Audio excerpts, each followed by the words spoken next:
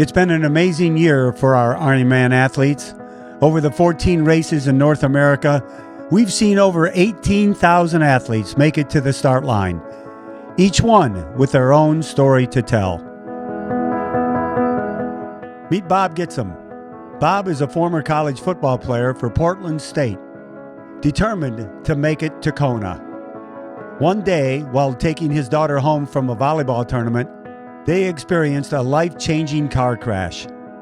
We were just cruising along, and next thing you know, I'm just driving, and I kind of just glance over to my left, and I see two headlights coming right at me.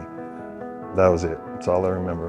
While his daughter suffered only minor injuries, Bob had detached intestines, broke 3 vertebrae in his back, and crushed his heel bone. When he awoke from unconsciousness, a nurse noticed his Ironman backpack and hung an MDOT in his hospital room, inspiring him to keep going on the long road of recovery. After racing Ironman Texas and Alaska, Bob went to the 2022 Ironman World Championship and crossed the finish line on the biggest stage in the world. We were privileged to meet Ironman Gold Star athlete Chris Abner, racing in memory of Lance Corporal Jeremy Burris, who was killed by an IED in Iraq. Before the start of the race, Chris proudly held the flag during the national anthem. Chris carried the flag on a grueling run course before presenting it to the Burris family at the finish line. It's an incredible honor, and then being able to present that flag to his parents once we get to the finish line, I don't think there's any greater honor or reason to be doing one. We followed Michaela Fossey racing in memory of her older sister, Marissa. Marissa was diagnosed with leukemia when Michaela was in 2nd grade.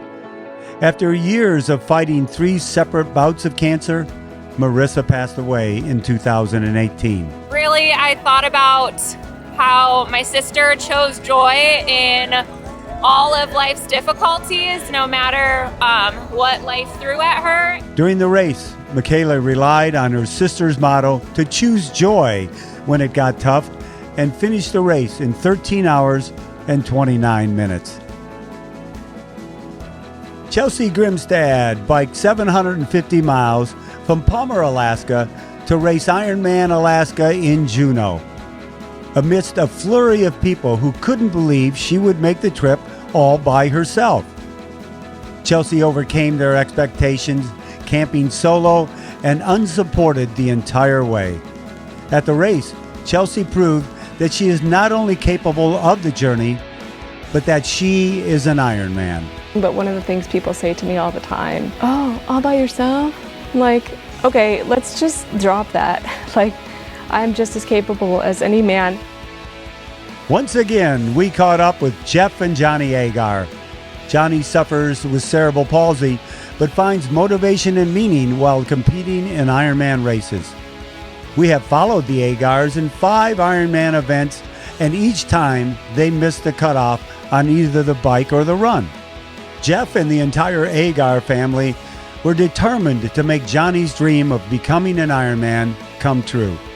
The father-son duo raced their hearts out at Ironman Maryland, finally completing the run 5 minutes before their cutoff and proving anything is possible. So you have to take life one step at a time and not worry about tomorrow or next week. Just worry about what's in front of you, and you'll hopefully conquer your own impossible.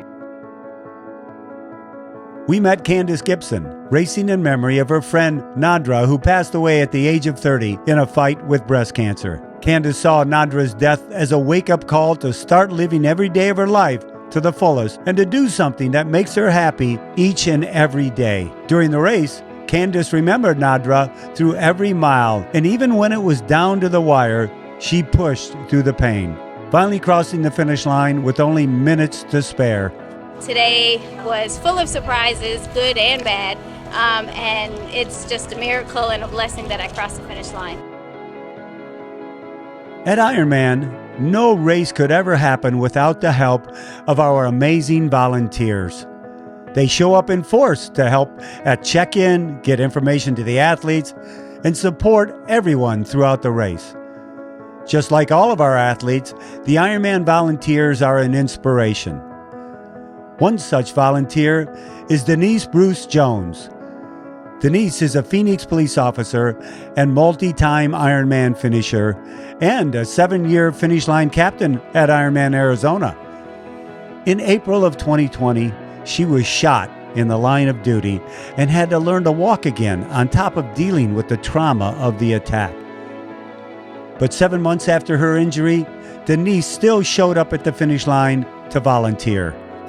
Yeah, here I am at the finish line doing volunteering again for the finish line. I've been doing this for about 7 years.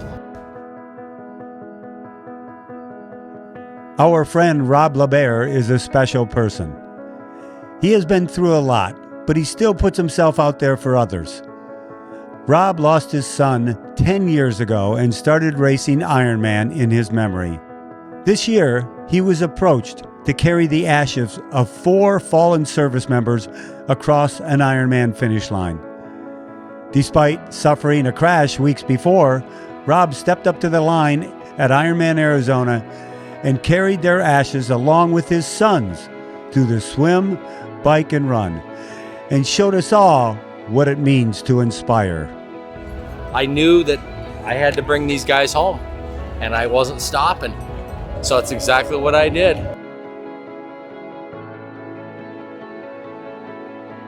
Liz Young was an 8-time Ironman finisher before 2022. This year, she decided to do something a lot of people consider crazy. She chose to be a living donor and donated one of her kidneys to a complete stranger. 4 months after giving the gift of health, Liz took on her 9th Ironman and proved that anything is possible. My goal was anything's possible with one kidney, and it is. We all met Bran Wilhite, who is an amazing human, mother and spouse. She survived stage 3 breast cancer and continues to be a beacon of positivity everywhere she goes. Bran showed that even when you go through the hard parts of life, you can persevere and learn to find joy no matter what. I'm gonna do it! Beat cancer, rebuild, to be strong enough to do this. I did it! Few people do as much as Joanne Rogers. She owns a shoe store in Ottawa, Canada, and runs a charity that provides children in need with shoes. She is also training a service dog to donate to a family who cannot afford one themselves. Joanne raced Lake Placid and Mont Tremblant, but each time missed the cutoff on the bike. She refuses to give up and is continuing her amazing Ironman journey while still being a force for good in the world. I'll make some changes and I'll come back. I'll be back at another Ironman. My story's not done. I will get to that red carpet. Clara Atkinson completed 2 Ironman races and fought off breast cancer 2 times before 2022. She chose to do another Ironman to show that cancer can't take away her health and prove that even after the struggle, she is always an Ironman. She fought through the day, made new friends, and crossed the finish line like the champion she is. If my story helps other people that are going through cancer treatment realize that there is light at the end of the tunnel, no matter how long or short that might be, then I'm happy to be that inspiration to people. This year, we also met Galen Scholes. Galen is an ICU nurse who became an Ironman in 2019. 8 days after her finish, she was attacked by a patient and suffered a traumatic brain injury. She had to relearn how to talk and how to walk. Something that never left Galen, however, was her Ironman spirit. She went through rehab one day, one step at a time. This year, she came back for her 2nd Ironman to show her warrior spirit can never be quelled. I didn't think I was gonna, be able to walk and talk and do things again, and now I'm back here. So it means a lot.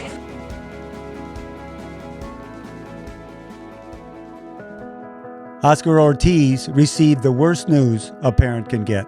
His son, Sebastian, was diagnosed with cancer at 10 years old. The two always talked about doing an Ironman together. His whole family fought alongside Sebastian the entire way, but cancer is an evil that can't always be defeated. At 16, Sebastian passed away. Oscar now raises money for cancer research and raced this year in honor of Sebastian, carrying him in his heart the entire way. I had a butterfly land on my ear during the bike camp, and then as I was making the run around, I had a ladybug sit on me for about 10 minutes, and I can't help but think that's him.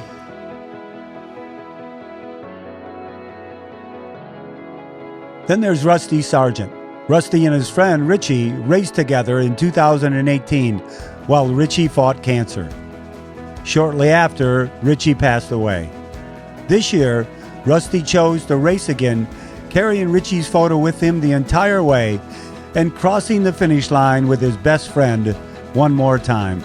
He's never beat me in a race, so I'm going to hold him out here first. I got to get it. I got to get through it. You are an Ironman. It's not an endorsement of what you did today. It's a certification of what you've become. It's a last step of a rite of passage that has changed you forever and stamped you as special. You are no longer among those who have never known the gratification of an immensely difficult task done well. You've stepped through a doorway and joined a very special, very exclusive club. And no matter how the rest of your life goes, you will always be an Ironman. Doing the race was your initiation.